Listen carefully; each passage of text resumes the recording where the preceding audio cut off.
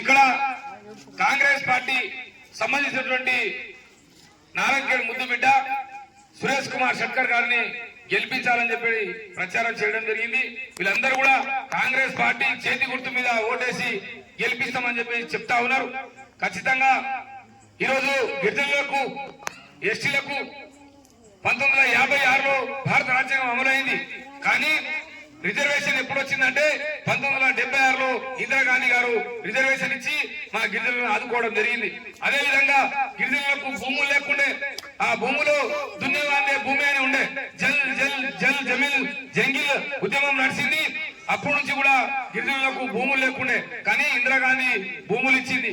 అదే విధంగా రిజర్వేషన్ ఇచ్చింది. తాండాలకు గుర్తించి, ప్రజలకు గుర్తించి ప్రత్యేకంగా ఈరోజు ఇందిరాగాంధీ గారు అనేక సౌకర్యాలు కల్పించడం జరిగింది. కానీ కాంగ్రెస్ పార్టీ ఈ దేశానికి అనేక రకాల సేవలు అందించడం జరిగింది. కానీ ఈరోజు మతతత్వ పార్టీ బీజేపీ పార్టీ వచ్చి మేము అది చేస్తాం ఇది చేస్తామని 10 సంవత్సరాల్లో ఒక్క పని చేయకుండా మోసం చేసినటువంటి బీజేపీ పార్టీ, ఇక్కడ నిలబడినటువంటి వ్యక్తి వివి పాటిల్ ఒక్క సంవత్సరం కూడా, ఒక్క రోజు కూడా వచ్చి పోని పరిస్థితి లేదు. అందుకనే ప్రజలందరూ బీజేపీకి బొంద పెడతాం.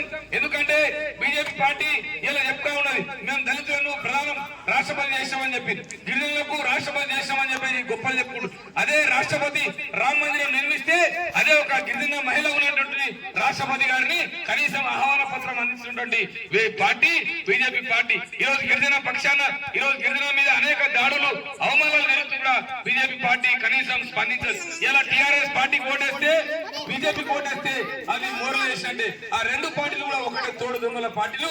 ఆ పార్టీల కాలం చెల్లిపోయింది. ఆ పార్టీకి ఓటేస్తే ప్రజలందరూ కూడా విసిగెత్తిపోయి టీఆర్ఎస్ 10 సంవత్సరాల్లో అరాచక పాలన, మోసం, దగ అందరినీ కూడా మోసం చేసినటువంటి పార్టీ.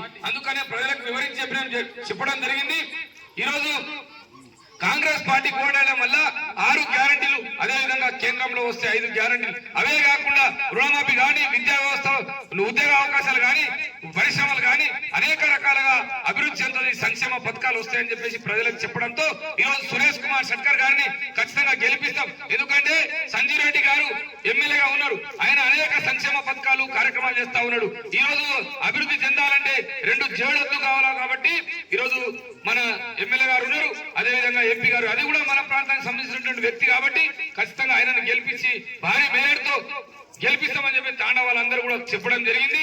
100% సురేష్ షట్కర్ గారిని గెలిపించడానికి ప్రయత్నం చేసినటువంటి నాయకులందరూ కూడా సురేష్ షట్కర్ గారి తరఫున, సంజయ్ రెడ్డి గారి తరఫున మీకు అందరికీ కూడా ధన్యవాదాలు తెలియజేస్తా ఉన్నాం. ఈరోజు మొన్ననే మీరు చూసిర్రు, BJP party TRS party internal గా ఒకటైపోయింది. మీరు ఏమైనా చేయండి బీజేపీ కోటేయడానికి బీఆర్ఎస్ అంటున్నారు. బీఆర్ఎస్ ఏమంటారు, ఒరే మీరు మనందరం ఒకటే పార్టీ చేసుకుని గెలుచుకుందామంటారు. అదేవిధంగా కొంతమంది బీఆర్ఎస్ నాయకులు మాట్లాడుతున్నారు, మీరు ఏం చేసిరంట.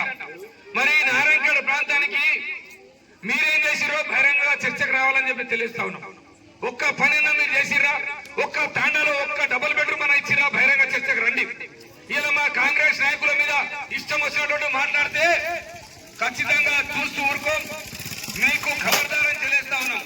ఈ రోజు మీకు దమ్ము ధైర్యం ఉంటే బీఆర్ఎస్ పార్టీకి, బీజేపీ పార్టీకి దమ్ము ధైర్యం ఉంటే బహిరంగ చర్చకు రండి.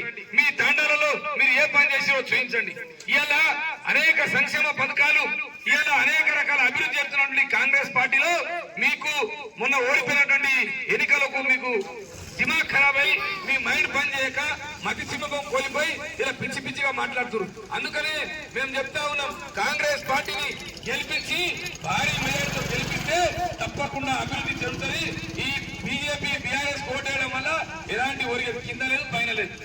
అందుకనే పాలిచ్చే బర్రెకు ఎట్లయితే మనం పాలు గడ్డేస్తామో, ఇలా గాడిది కట్టేసి బర్రె పార్లమెంట్ రాదనంటూ ఇలా మనకు గవర్నమెంట్ మనది కాంగ్రెస్ పార్టీ ఆ రాష్ట్రంలో అధికారంలో ఉంది కాబట్టి తప్పకుండా కాంగ్రెస్ ని గెలిపించాలని చెప్పేసి తెలియజేస్తూ హస్తం గుర్తుకు ఓటేసి సురేష్ కుమార్ షట్కర్ గారిని భారీ మేయర్తో గెలిపించాలని చెప్పేసి తెలియజేస్తాను. జై కాంగ్రెస్, జై కాంగ్రెస్. 13వ తారీఖు నాడు, ఈ నెల 11వ తారీఖు నాడు 3వ నంబర్ మీద 11వ తారీఖు సురేష్ షట్కర్ గారి మీద చేతి గుర్తు మీద ఓటేసి గెలిపించాలని కోరుతున్నాం.